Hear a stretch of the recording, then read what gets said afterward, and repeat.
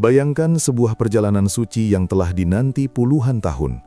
Perjalanan yang diyakini sebagai puncak pengabdian seorang Muslim kepada Tuhannya. Namun bagi sebagian jamaah, perjalanan itu justru berubah menjadi ujian yang tak pernah mereka bayangkan.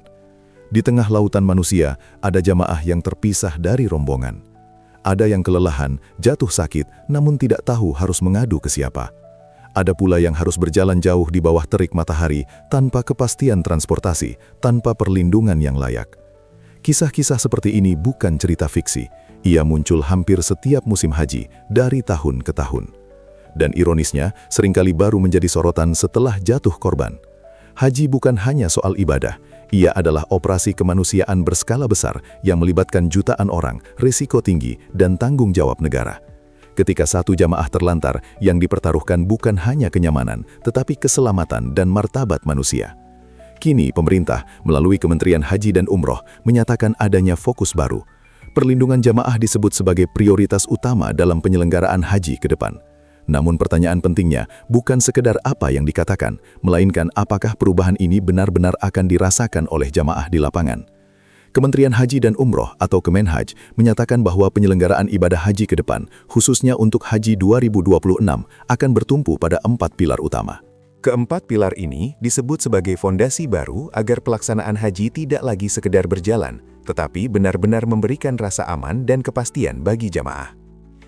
4 pilar tersebut meliputi ketepatan waktu pelayanan, peningkatan kualitas layanan, perlindungan jamaah, serta tata kelola yang transparan dan akuntabel.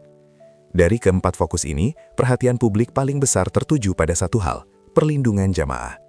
Sebab selama bertahun-tahun, masalah terbesar dalam penyelenggaraan haji bukan hanya soal teknis, tetapi soal keselamatan dan kenyamanan jamaah di lapangan. Kemenhaj menegaskan bahwa jamaah haji tidak boleh lagi dipandang hanya sebagai peserta ibadah, melainkan sebagai warga negara yang memiliki hak penuh atas pelayanan dan perlindungan negara. Artinya, negara wajib hadir sejak proses persiapan di tanah air, selama pelaksanaan ibadah di tanah suci, hingga kepulangan jamaah kembali ke rumah masing-masing. Fokus baru ini juga disebut sebagai bentuk respons atas berbagai evaluasi dan kritik publik yang selama ini muncul. Namun, publik tentu berharap fokus ini bukan sekedar perubahan istilah, melainkan perubahan nyata dalam cara negara melayani jamaah hajinya. Ketika Kemenhaj menyebut kata perlindungan jamaah, maknanya seharusnya jauh lebih luas daripada sekedar slogan administratif.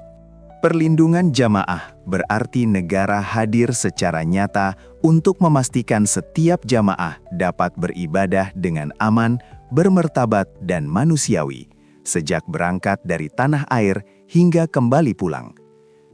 Perlindungan ini mencakup keselamatan fisik jamaah di tengah kepadatan jutaan manusia, akses layanan kesehatan yang cepat dan responsif, serta kepastian transportasi yang tidak membuat jamaah kebingungan atau terlantar. Akomodasi pun menjadi bagian penting, karena jamaah berhak mendapatkan tempat istirahat yang layak, bukan sekedar ruang darurat tanpa kepastian. Yang tidak kalah penting adalah peran petugas haji. Perlindungan jamaah menuntut petugas yang aktif mendampingi, sigap membantu, dan mampu mengambil keputusan cepat di lapangan. Petugas bukan sekedar pengawas administrasi, tetapi garda terdepan keselamatan jamaah. Hal ini menjadi semakin krusial karena mayoritas jamaah Indonesia adalah lansia, banyak di antaranya memiliki penyakit penyerta. Ditambah lagi dengan cuaca ekstrim di Arab Saudi, perlindungan jamaah bukan pilihan, melainkan keharusan. Tanpa sistem perlindungan yang kuat, resiko yang dihadapi jamaah bukan hanya ketidaknyamanan, tetapi ancaman serius terhadap keselamatan dan nyawa mereka. Di titik inilah, publik pantas bersikap kritis. Pertanyaan mendasarnya sederhana namun tajam. Mengapa perlindungan jamaah baru benar-benar dijadikan fokus utama sekarang? Masalah perlindungan jamaah bukan hal baru. Selama bertahun-tahun, publik disuguhi laporan jemaah tersesat, terlantar, kelelahan ekstrim, hingga meninggal dunia di tanah suci. Setiap musim haji, cerita serupa selalu muncul dengan aktor dan lokasi berbeda, tetapi pola yang sama. Ini menunjukkan bahwa persoalannya bukan pada kurangnya pengalaman, melainkan pada lemahnya pembenahan sistemik. Perlindungan jemaah seolah baru mendapat perhatian serius setelah tekanan publik menguat dan sorotan media semakin tajam. Karena itu, wajar jika muncul kecurigaan. apakah fokus baru ini lahir dari kesadaran atau sekedar respons terhadap kritik? Jika perlindungan jemaah hanya dijadikan jargon kebijakan tanpa evaluasi menyeluruh terhadap kesalahan masa lalu, maka perubahan yang dijanjikan berpotensi bersifat kosmetik. Publik tentu tidak ingin mendengar alasan klasik seperti kendala teknis atau situasi di luar kendali terulang kembali. Fokus perlindungan jemaah seharusnya menjadi momentum koreksi total, bukan sekedar penenang kegelisahan publik. Tanpa perbaikan nyata, kebijakan baru ini justru akan menjadi cermin kegagalan lama yang diulang dengan nama berbeda. Fokus perlindungan jemaah tidak akan pernah berhasil jika hanya berhenti pada konsep dan dokumen kebijakan.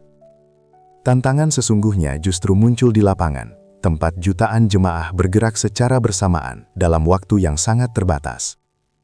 Disinilah kualitas sistem dan kesiapan petugas benar-benar diuji. Masalah klasik yang kerap berulang adalah lemahnya koordinasi antar pihak. Petugas seringkali bekerja sendiri-sendiri, data jemaah tidak sinkron, dan informasi layanan berubah tanpa sosialisasi yang jelas. Akibatnya, jemaah menjadi korban kebingungan sistem yang tidak solid. Tantangan berikutnya adalah pergantian skema layanan yang tidak diimbangi persiapan matang. Sistem baru diperkenalkan, tetapi petugas belum sepenuhnya memahami mekanismenya. Di sisi lain, jemaah, terutama lansia, dipaksa beradaptasi dengan perubahan yang tidak mereka pahami. Belum lagi persoalan pengawasan dan akuntabilitas. Tanpa pengawasan ketat dan sanksi tegas, celah penyimpangan tetap terbuka. Ketika kesalahan terjadi, seringkali tidak jelas siapa yang harus bertanggung jawab. Jika tantangan-tantangan ini tidak diselesaikan secara struktural, maka perlindungan jemaah hanya akan menjadi slogan tahunan, bukan jaminan keselamatan yang nyata bagi jutaan jemaah Indonesia. Fokus baru Kemenhaj tentang perlindungan jemaah tidak boleh hanya berhenti sebagai pernyataan resmi. Disinilah peran publik menjadi sangat penting. Tanpa pengawasan yang ketat, kebijakan sebaik apapun berpotensi gagal di lapangan. Hal pertama yang harus diawasi adalah kehadiran dan kinerja petugas haji. Petugas tidak cukup hanya tercatat di atas kertas, tetapi harus benar-benar hadir, aktif dan responsif ketika jemaah membutuhkan bantuan. Jemaah yang tersesat, sakit, atau kelelahan tidak boleh dibiarkan menunggu tanpa kepastian. Kedua, akses layanan kesehatan.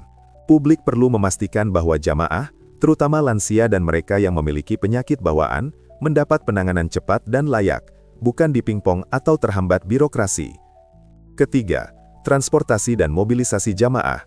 Keterlambatan bus, ketidaksesuaian rute, hingga jamaah yang harus berjalan jauh adalah persoalan serius yang wajib dicegah. Jika masalah ini kembali terulang, maka fokus perlindungan patut dipertanyakan. Keempat, mekanisme pengaduan jamaah. Apakah laporan ditindaklanjuti cepat, atau hanya dicatat tanpa solusi? Transparansi tindak lanjut menjadi kunci. Karena pada akhirnya, perlindungan jamaah bukan soal citra institusi, melainkan soal hak dan keselamatan manusia.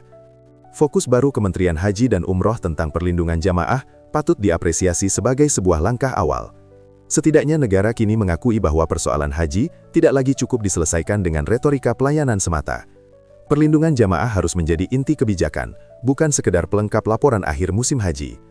Namun, harapan publik tidak boleh berhenti pada pernyataan resmi.